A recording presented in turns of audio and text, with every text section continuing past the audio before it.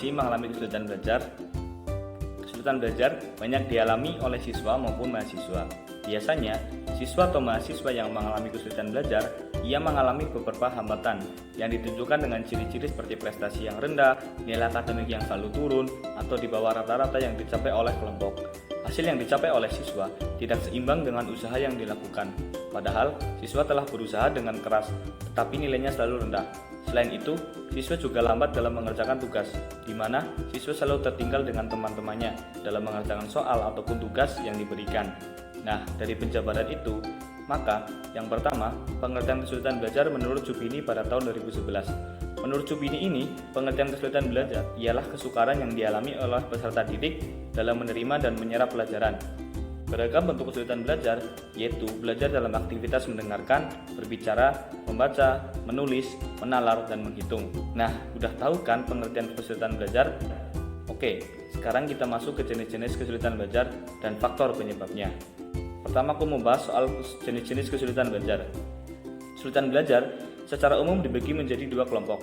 Yang pertama, kesulitan belajar yang berhubungan dengan perkembangan atau development learning disabilities.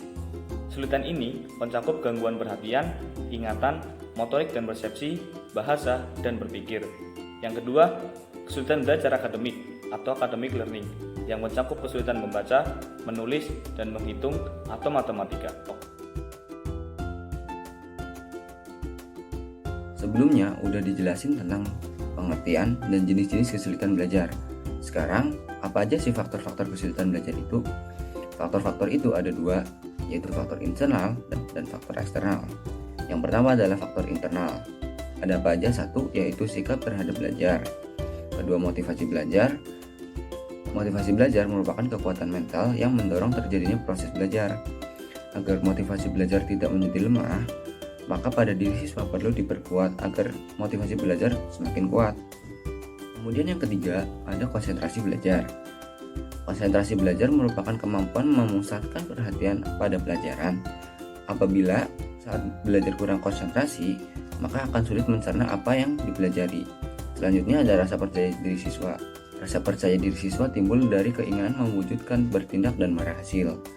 Dari segi perkembangan, rasa percaya diri dapat timbul berkat adanya pengakuan dari lingkungan. Kemudian ada inteligensi dan keberhasilan belajar. Perolahan hasil belajar yang rendah yang disebabkan oleh intelijensi yang rendah atau kurangnya kesungguhan belajar. Kemudian, kebiasaan belajar. Dalam kegiatan sehari-hari ditemukan adanya kebiasaan belajar siswa yang kurang baik, yaitu belajar pada akhir semester, belajar yang tidak teratur, dan menyia-nyiakan waktu belajar. Kemudian ada cita-cita. Cita-cita merupakan motivasi yang perlu didirikan. Cita-cita sebaiknya berpangkal dari kemampuan berprestasi, dimulai dari hal yang sederhana ke yang sulit. Setelah ada faktor internal siswa, ada juga faktor eksternalnya. Apa aja? Yaitu satu, guru sebagai pembina siswa belajar. Apabila guru tidak bisa menjadi contoh yang baik untuk para siswanya, maka siswa akan mengalami kesulitan belajar.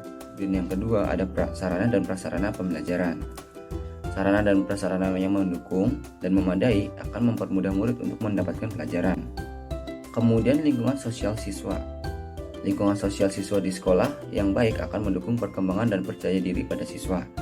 Hal ini juga berimbas pada berkurangnya kesulitan belajar. Yang kelima adalah kurikulum sekolah. Kurikulum yang diberikan harus tepat sasaran belajar siswa agar mempermudah siswa dalam menyerap pelajaran yang diberikan oleh guru. Nah, itu semua adalah faktor-faktor yang mengakibatkan kesulitan belajar. Ada faktor internal dan faktor eksternal. Tadi kan udah kenal yang namanya kesulitan belajar, jenisnya, dan faktor yang menyebabkan kesulitan belajar. Sekarang gimana cara buat ngatasin kesulitan belajar itu? Yang pertama, ada gunakan prior knowledge. Prior knowledge dapat diartikan sebagai pengetahuan awal yang sudah dimiliki oleh siswa dari pengalaman atau pengetahuan yang didapat sebelumnya. Prior knowledge bisa menjadi sebuah metode pendekatan guru agar dapat mengatasi kesulitan belajar siswa di sekolah. Cara ini sangat bermanfaat sehingga siswa dapat mudah menerima materi baru selanjutnya. Metode prior knowledge dapat didahului dengan mempelajari suatu materi. Sebagai contoh, siswa dapat diberikan tugas untuk membaca lebih dulu materi yang akan disampaikan di pertemuan selanjutnya. Yang kedua, selalu dievaluasi. Cara mengatasi kesulitan belajar siswa bisa dilakukan dengan metode evaluasi atau self-monitoring. Di sini guru dapat melihat perkembangan siswanya sekaligus mengambil langkah-langkah yang harus dilakukan kepada siswa tersebut. Yang ketiga, hindari memberikan tugas yang sangat panjang. Setiap siswa memiliki karakteristik dan kemampuan yang berbeda, seperti halnya dalam kecepatan mengerjakan tugas yang diberikan. Umumnya, kesulitan belajar yang dialami oleh siswa adalah ketidaksanggupan mereka mengerjakan tugas dalam jangka waktu panjang. Oleh karena itu, sebaiknya siswa memberikan tugas yang singkat. Yang keempat, membuat catatan. Membuat catatan atau mind mapping bisa menjadi cara mengatasi kesulitan belajar yang dialami oleh siswa.